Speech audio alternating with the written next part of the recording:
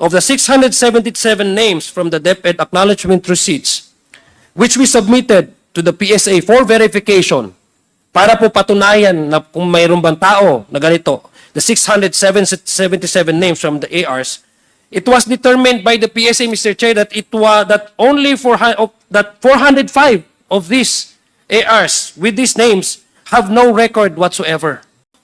These representations, it's my privilege and honor, Mr. Chair, to introduce to you sina Miss Sally at si Miss Sheila. Magkakaibang pangalan po ito, Mr. Chair, at malamang magkakaibang tao.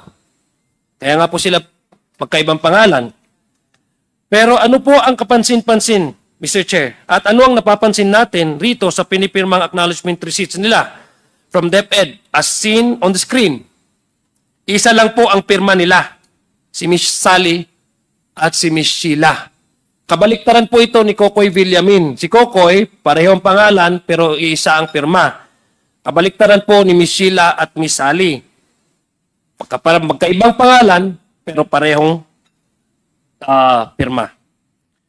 These are two different persons, Mr. Chair, from two different addresses, I would assume.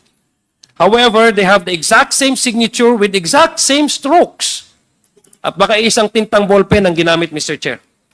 At magkaibang lugar, Mr. Chair. Nandito po si Manong Johnny, taga Surigao din po siya. So it makes you think, Mr. Chair, that what are again the chances that once again the two different people from Digos City and Surigao City, being more than 400 kilometers away from each other, have the same exact name and the same signature.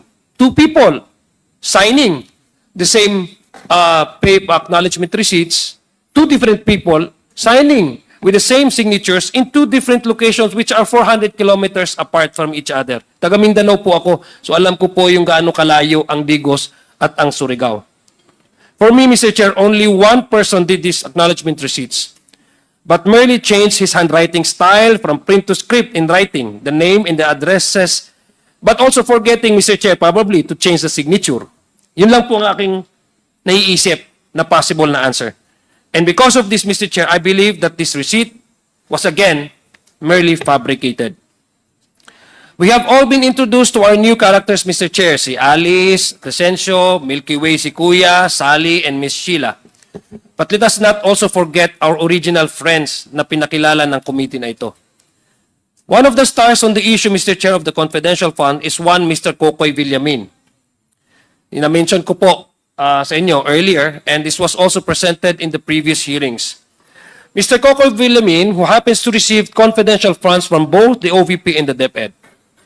Kung maalala niyo po, Mr. Chair, si Mr. Kokoy Villamin ay ang isa sa mga unang napansin ng committee ito marahil sa kanyang kakaibang pangalan at sa magkaiba-ibang kanyang mga pirma. Napanood din po natin, Mr. Chair, at napanood ng committee ito ang interview kay PSA Assistant National Statistician Mariza Grande na tinitingnan nila ang pangalan niya sa kanilang records at isiniwalat niya na wala silang makitang records pertaining to Mr. Kokoy Villamin. This was brought about by the request of Congresswoman Jinky Luistro na para po ma-confirm natin na may talagang tao nito, we need to seek the assistance of PSA and NBI. Pero according sa kanila, wala po silang records na may tao pong Mr. Kokoy Villamin. According kay PSA na Assistant National Statistician na Mariza Grande. Base po sa kanilang initial na findings na ito ng PSA, mas panatag ako, Mr. Chair, na ang confidential funds na di umano'y binigay kay Mr. Villamin ay hindi talaga sa kanya napunta at hindi talaga itong totoong tao. I mean, common sense would dictate, Mr. Chair, that same name, bearing the same name, ay hindi po magkakaroon ng dalawang signatures. And it reinforces our original questions kung meron po bang mga taong ganito. Ang pinakabida, Mr. Chair, sa ating naging inquiry in aid of legislation sa committee ito ay of course, si Miss Mary Grace Piatos. Thank you to Chairman Romy Acop. Siya po yung unang nakaobserba at na-notice po niya yung pangalan. Dahil yung pangalan pong ito ang una nating napansin, at napansin ni Chairman Acop, dahil ito po ay kombinasyon, according to him, ng isang restaurant at chichirya. At tama na po, lahat po tayo nag-agree noon. Nung inaisiwalat sa committee ito ang acknowledgement receipt ni Ms. Mary Grace Piatos, kami ay tunay na mangha. Tayo po, hindi lang po tayo, ang buong bayan ng namangha. We reached out to the National Statistics Authority and inquired from them into whether this was a real person or a made-up character. We were likewise informed, Mr. Chair, that the NSA had no record of any person bearing the name of Mary Grace Piatos. There are certain personalities, Mr. Chair, who claim this Mary Grace Piatos were merely a code name, adding that in television and in movies, sa mga palabas at sa television, these code names are used for secret mission. But the fugitive, and I address to him directly in hiding, forgets that this is real life. Tunay po tayong nag-iimbestiga dito, hindi po ito television, hindi po ito palabas. That the people's money, earned through the hard work of every Filipino, should be scrutinized on how they were spent by our agencies. Mr. Chair, ang keyword, Mr. Chair, is transparency. Transparency is required kasi kailangan masilip ng otoridad, gaya ng COA, o kaya't ang taong bayan kung nasa tama ba ang paggastos ng kanilang pondo. In this particular case, the confidential funds. The PSA recently informed us, Mr. Chair, that our new friends, Mr. Kokoy Villamin, Ms. Milky Sikuya, and Ms. Alice Crescencio, are also all non-existent. Wala po silang record. Non-existent. Hindi po sila, according to PSA, ay posibleng hindi po ito mga tao. There is no record of their birth, no record of their marriage, contracts, whatsoever, or death. No, sana naman po, hindi death, no? Although we just want to leave no stone unturned. That's why we request them if they have a proof that would really prove an evidence of their existence. Birth, marriage, or even death certificates.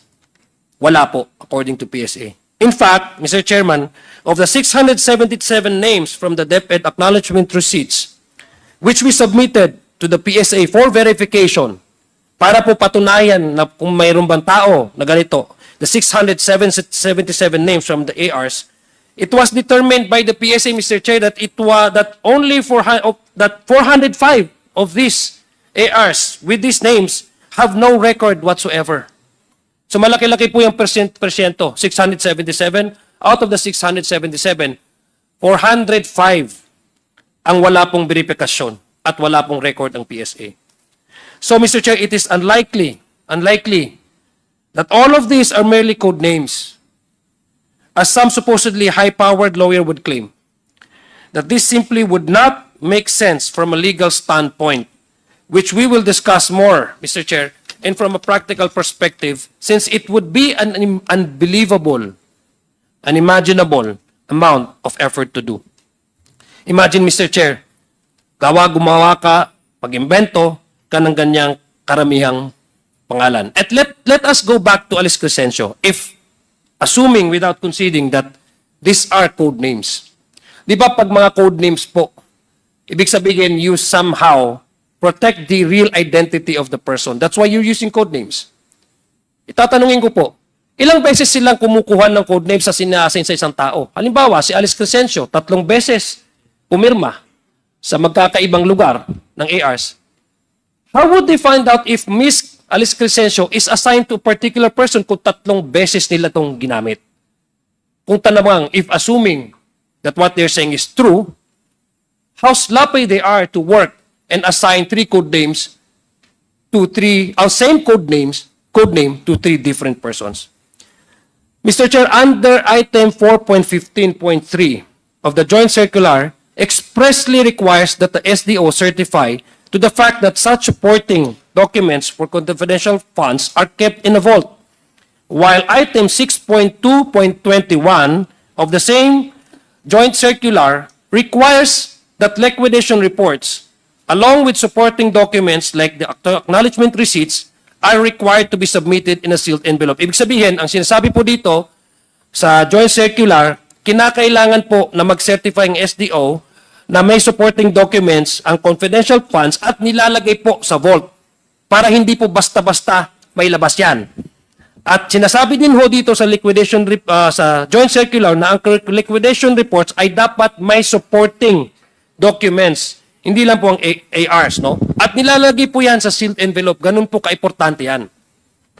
Ang mga requirements po na ito, Mr. Chair, ay tiyak na alam ng mga staff po ng opisina ng Vice President at ng Department of Education. In fact, Mr. Chair, to prove that they know this circular, the requirement of this circular memorandum, sinabi po ni Ms. Gina Acosta, in a certification dated 10 January of 2022, certified si Ms. Acosta that the details and supporting documents relating to use of confidential funds are kept in safe. Sinabi po niya yan, na nilalagay po nila as a way to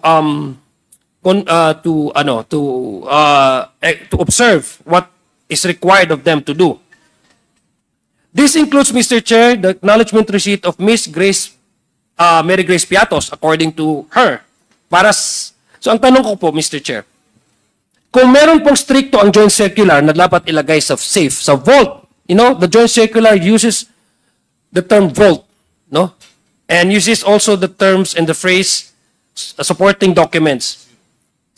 E di para saan pa kaya ang security measures na ito sa joint circular kung code names lang din pala ang gagamitin? Bakit ilalagay pa sa envelope kung hindi naman sigurado na totoong tao yun kasi code name pala? Sa madaling salita, Mr. Chair, what is the use of the requirement under the joint circular of keeping records locked in a safe and transmitting them via an envelope marked confidential funds kung hindi pala tunay na tao? Kung codenames yan, pwede mo naman po nakalagay yan sa mesa. Malay mo ba natin kung sino si Alice Crescencio? Ano ba ang tunay niyang pangalan? Diba? If we are really to protect their identity. So why there's a need for the joint circular to require the agency to keep it in a safe and then have acknowledgement receipt and then put it in a sealed envelope? If these receipts, Mr. Chair, actually used? Actually, there are three safeguard. Number one, it must be sealed. May nakalagay na confidential at dapat nakalagay sa vault. Yes. And those three requirements were already confirmed by Ms. Gina Acosta, Mr. Chair, in the previous hearing. Mr. Chair, again, let me continue. If these receipts actually use code names, what is the point locking it in a safe, again, and secure the vault and secure it in the vault? When the details therein have already been obscured or changed, pinalitan na hindi niya tunay na identity. Halimbawa, si Congressman Paulo Ortega, ang kanyang codename ay si Magneto. Pwede naman dyan nakalagay dyan. Malay ba natin na si Magneto pala si Congressman Paulo Ortega? Mr. Chair, the interpretation offered by those who claim that code names can be used is patently absurd. I'm sorry to say this. And we in government, Mr. Chair, cannot and should not dabble with the absurd. Hindi dapat ito biro, hindi biro ang pinag-uusapan dito.